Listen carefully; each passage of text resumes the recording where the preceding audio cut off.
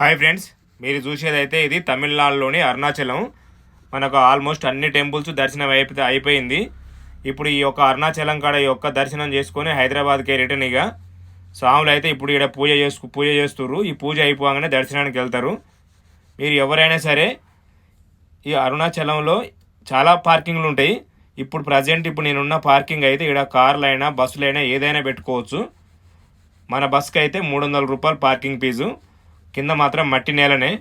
ఈ పార్కింగ్ కాడికి రావాలంటే మాత్రం ఎవరైనా గూగుల్ మ్యాప్లో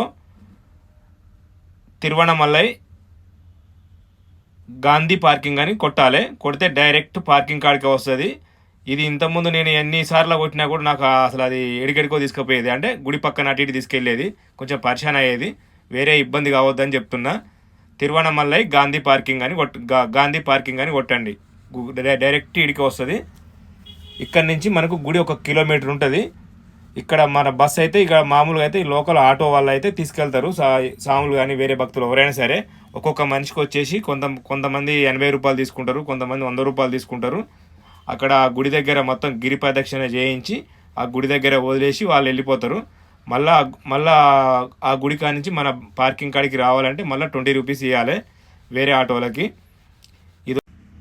ఇలా స్థానానికి కానీ బాత్రూమ్లు అన్నీ అవైలబుల్ ఉంటాయి. ఒకవేళ ఇంకా నీట్గా కావాలనుకుంటే ఇంకా పక్కన కూడా ఉంటాయి.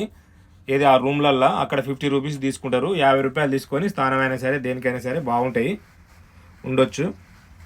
కాకపోతే పార్కింగ్ ఒకటే మట్టి నేల, కొంచెం అదొకటే ఇబ్బంది, బురద ఉంటుందని. అంతేగాని